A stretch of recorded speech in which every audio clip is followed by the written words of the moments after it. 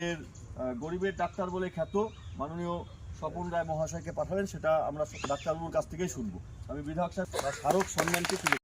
মমতা ব্যানার্জি মুখ্যমন্ত্রী পশ্চিমবঙ্গ, উনি পাঠিয়েছেন ডক্টর স্বপন রায় বাংলার গৌরবের কাণ্ডারি। এই গাথাটি গর্বের সঙ্গেই বলা উচিত, আর এই গাথাকে বিশ্ব মঞ্চে তুলে ধরার জন্য আপনার চেয়ে উপযুক্ত আর কে হতে পারেন? এই গরিবের ডাক্তারকে বলছে আপনার চেয়ে উপযুক্ত আর কে হতে পারেন? কত বড় কথা সত্যি।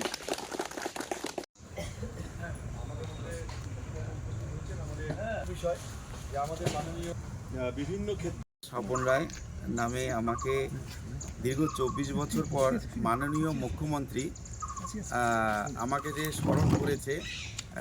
আমি ফ্রি মেডিকেল ক্যাম্প করি গত 24 বছর থেকে 25 বছর রানিং চলছে। সত্যিই অসাধারণ। এই প্রথম মাননীয় মুখ্যমন্ত্রী আমাকে এবং অভিষেক ব্যানার্জি আমাকে সম্বর্ধনা এবং সার্টিফিকেট দান করেছে।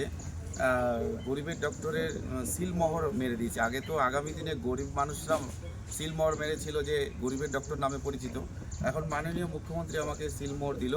তো আমি আগামী দিনে মাননীয় মুখ্যমন্ত্রী যে উন্নয়নের কাণ্ডারি অংশীদার হিসাবে মাননীয় মুখ্যমন্ত্রী যে কর্মযোগ্য আমাদের রাজ্যে চলছে, আমি অনেক অনেক ধন্যবাদ।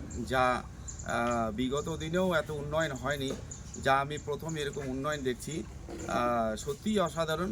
আমি আরও আশা রাখবো মাননীয় মুখ্যমন্ত্রী এবং সাধারণ যুব সমাজ ছেলে মেয়েদের জন্য একটু যেন মাননীয় মুখ্যমন্ত্রী দয়াশীল হয়। এবং আরও একটা ছোট আবেদন মাননীয় মুখ্যমন্ত্রীর কাছে, যে আমি বনবস্তি চা বাগান এলাকাগুলোতে যখন আমি মেডিকেল ক্যাম্প করতে যাই প্রতিনিয়ত প্রত্যেক দিন, তো এই 3-4 কার্টুন বাইকে করে যাই। তো এবার কি হচ্ছে, জল বৃষ্টি ঝড়ে ওটা বাইক থেকে গাড়ি কার্টুন সব পড়ে যায়। তা মাননীয় মুখ্যমন্ত্রীর কাছে আমি একটা ছোট গাড়ির একটা আবেদন করছি, যেটা ঝড় বৃষ্টি দুরন্ত 4-5 কার্টুন ওষুধ দিয়ে যেন যেতে পারি, বাইকে তো অতগুলো যায় না। এবং মাননীয় খবরস্বর মহাশয়ের হাত থেকে যেন এই আবেদনটা মাননীয় মুখ্যমন্ত্রীর কাছে পৌঁছায়, এই আবেদনটা আমি রাখছি।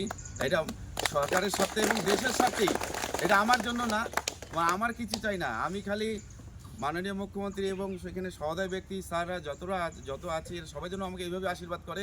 আমি আমার জন্য কিছু চাই না, আমার যেভাবে আছি এভাবেই যেন মানুষের কাজ করে যেতে পারি। এবং আমার দিনে আমার মেয়েও আমার এই সমাজসেবার কাজ শুরু করবে, ও মেডিকেল কলেজ পড়ছে।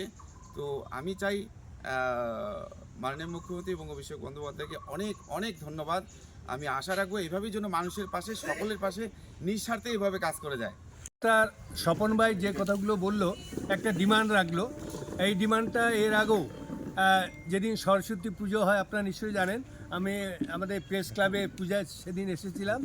সেদিনও একটা দাবি রেখেছিল যে আমি গরিবের ডাক্তার, আমার বসার চেয়ার নেই। কিন্তু তুষারের সঙ্গে অনেক যোগাযোগ হয়েছিল। আমি তাই বলছি আগামীকালে 15টা চেয়ার তুষার তুমি কালকে পৌঁছে দেবো, টাকা আমি দিয়ে দেবো। আর যেটা দাবি যেটা করলাম নিশ্চয়ই আপনারা জানেন, এটা ফেব্রুয়ারি মাস, আজকে 18 তারিখ, আর 10 দিন অধিক হচ্ছে, 13 দিনের মধ্যে ভোট ডিক্লেয়ার হবে। আপনার দাবি নিশ্চয়ই, আমি এটা যেটা আশা রাখি আপনারাও আশা করেন যে আবারও বাংলার মুখ্যমন্ত্রী মমতা ব্যানার্জি চতুর্থবারের জন্য মুখ্যমন্ত্রী হবে, এবং ওনার যে দাবি সেই দাবিটা আমরা নিশ্চয়ই পূরণ করি। কিন্তু সেদিন যেটা বলেছিল যে 15খানা চেয়ার আগামীকালে তুষার তুমি পৌঁছে দাও, তোমাকে আমি টাকাটা পূরণ করে দেবো। ঠিক আছে, ঠিক আছে। ভালোই লাগছে। ভালো আছে তো? হ্যাঁ সত্যি করে? হ্যাঁ, গোবিন্দ সব দিকেই ভালো আছে।